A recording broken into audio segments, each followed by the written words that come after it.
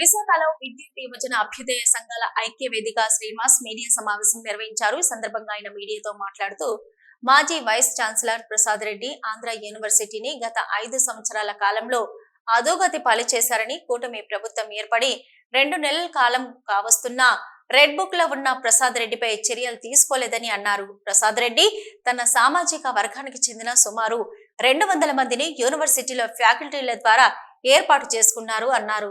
గత ప్రభుత్వ హయాంలో ప్రసాద్ రెడ్డి చేసిన అవినీతిని త్వరలోనే బయట పెడతామని, మాజీ వీసీ ప్రసాద్ రెడ్డి కారణంగా వేటు వేయబడ్డ వారిని తక్షణమే విధుల్లోకి తీసుకునేందుకు కూటమి ప్రభుత్వం కృషి చేయాలని, ప్రసాద్ రెడ్డి వైస్ ఛాన్సలర్ గా కొనసాగిన కాలంలో 1400 పిహెచ్డీలు అమ్ముకున్నారని అన్నారు.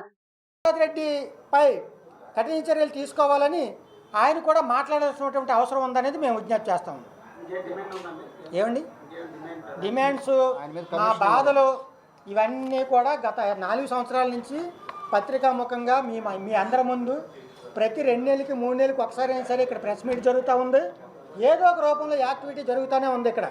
కానీ అలాగే దానికి ఎవిడెన్స్ ఈ పాంప్లెట్లు కానీ ప్రెస్ నోట్లు కానీ.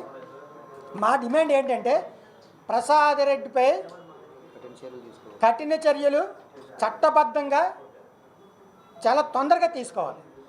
ఆ నష్టాన్ని ప్రసాద్ రెడ్డి ఆస్తుల నుంచే రికవర్ చేయాలి. ఆయన సుమారు రోసా ఫండ్స్ 100 కోట్లు రోసా ఫండ్స్, దాంట్లో ఆ రోసా ఫండ్స్ 100 కోట్లలో ఆ 100 కోట్ల ఫండ్ కేవలం అకాడమిక్ యాక్టివిటీస్కి రీసెర్చ్కే ఉపయోగించాలి.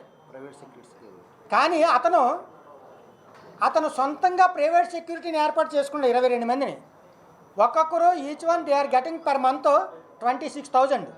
అలాగే దాని నుండే ఎడ్జెంట్ ప్రొఫెసర్లు, పిఓపిలు, అడ్వైజర్లు ఇలా రకరకాల పేర్లతో సుమారు ఒక 200 మంది వరకు అపాయింట్ చేసుకొని ఒక్కొక్కరికి 80,000 నుంచి 1,00,000 రూపాయల వరకు శాలరీ కేటాయించారు. కానీ ఇక్కడ ఉన్నటువంటి ఎస్సీ, ఎస్టీ, బీసీలు పిహెచ్డీ చేసినటువంటి వాళ్ళు ఒక్కొక్కరికి 8 సంవత్సరాల నుంచి 15 సంవత్సరాలు ఎక్స్పీరియన్స్ ఉన్నటువంటి ఫ్యాకల్టీని మొత్తం ఆయన యూనివర్సిటీ నుంచి తరిమేసి వాళ్ళ మనుషులు తీసుకొచ్చి పెట్టాడు ఆయన. అలాగే అనేక రకాల అవకతవకలు, అక్రమాలు చేస్తూనే ఉన్నారు. దాని నుంచి రక్షించుకోవడానికి అతను ఆ రిజిస్టర్ ఆఫీస్కి ఎదురుగా ఎవరైనా వచ్చి కొడతారేమో, లేదంటే ఏదైనా హత్యా ప్రయత్నం జరుగుతుందేమో అని భయంతో ఆయన చుట్టూ ముళ్ళ కంచెలు కూడా వేసుకోవడం జరిగింది ఆయన ఉన్నటువంటి సమయంలో. ఇప్పుడు అవి తొలగించారు, చాలా సంతోషకరం. కానీ అతనిపై కఠిన చర్యలు తీసుకుంటే, ఎంత ఎక్కువగా అతనిపై కఠిన చర్యలు తీసుకుంటే టీడీపీ యొక్క మైలేజ్ అంత బాగా పెరుగుతుంది. అలాగే ఇక్కడ ఉన్నటువంటి టీడీపీ ఎంపీ భరత్, ఆయన అక్కడెక్కడ వాల్ పోస్టుల మీద రాస్తూ ఉన్నారు, భరత్ అనే నేను మీకోసం పుట్టాను, మీ సమస్యలు మేము పరిష్కారం చేస్తామని చెప్తూ ఉన్నారు.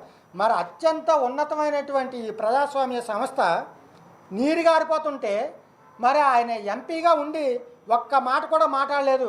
మొన్న ఆ యూనివర్సిటీలో జరిగినటువంటి ఒక యాక్టివిటీకి సుమారు కొన్ని university teaching, non teaching students సుమారు 2,000 మంది పోగయ్యారు. దానికి అనకాపల్లి నుంచి కూడా ప్రజాప్రతినిధులు వచ్చి మద్దతు ఇచ్చారు. ఇక్కడ ఉన్నటువంటి ఎంపీ ఎందుకు ఆయన వాయిస్ ఆంధ్ర యూనివర్సిటీలో గతంలో జరిగినటువంటి అక్రమాలు, అన్యాయాలపై ఏ రకంగానూ కూడా ఆయన స్పందించడం లేదు. అలాగే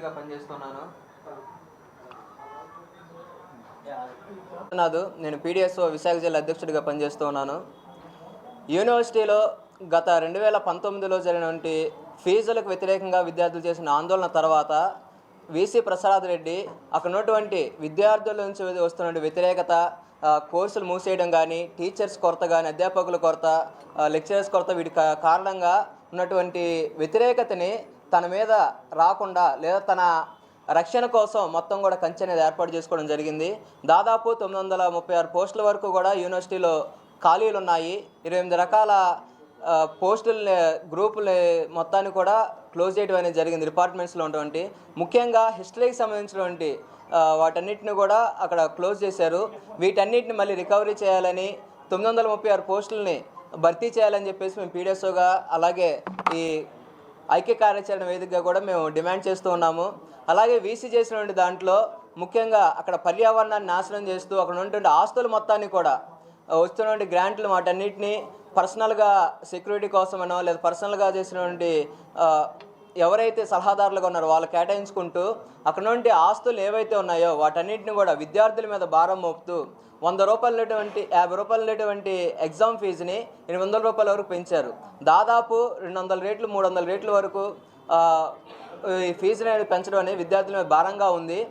జేవీడి జగనన్న విద్యాదీవెన వీడి పేరుతో ప్రభుత్వమే మేము కోర్సులన్నింటిని కూడా మేము ఫీజు అనేది ఫుల్ రిఫండ్ చేస్తామని చెప్పేసి చెప్పడంతో 5,000 ఉండాల్సినటువంటి కోర్సులన్నీ కూడా ఈరోజు 20,000 30,000 వరకు కూడా ఉన్నాయి. వీటన్నిటిని గత ప్రభుత్వం చేసినటువంటి జేవీడి పరంగా వచ్చినటువంటి ఏవి కూడా విద్యార్థులకి అందపోవడంతో అనేక రకాల లొసుగులతోనూ అనేక రకాల మళ్ళీ మీరు అప్లికేషన్ పెట్టుకోవాలి, వీటన్నిటిని ఆధార్ లింక్ చేసుకోవాలి, జాయింట్ అకౌంట్ చేసుకోవాలంటే కొన్ని క్లమ్జీ పద్ధతులతో చేసిన విధానాలతో విద్యార్థులకు అదనపు భారం అనేది పెట్టింది. ఇప్పటికి కూడా కొంతమంది విద్యార్థులు ఫీజులు కట్టుకోలేక సర్టిఫికేట్స్ని కూడా తీసుకునే పరిస్థితుల్లో ఈరోజు యూనివర్సిటీలో విద్యార్థులు ఉన్నారు.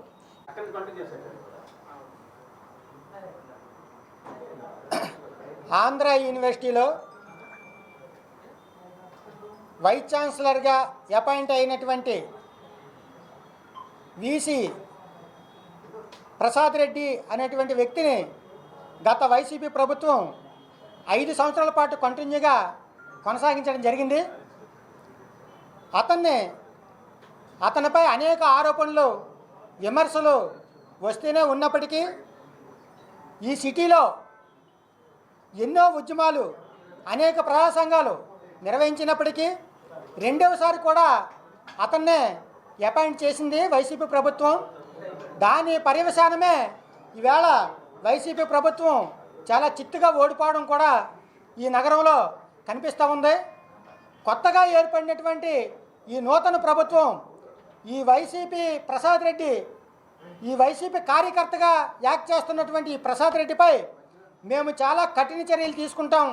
మా దగ్గర రెడ్ బుక్ ఉంది, రెడ్ బుక్లో మొదటి పేరు అతనిదే ఉంది, కాబట్టి మేము వచ్చిన మరుక్షణమే అతనిపై కఠిన చర్యలు తీసుకుంటామని చెప్పారు. ఇప్పటికి 2 నెలలు కొత్త ప్రభుత్వం ఏర్పడి 2 నెలలు కావస్తూ ఉంది. ఇంతవరకు అతనిపై ఏ రకమైనటువంటి చర్యలు తీసుకోలేదు.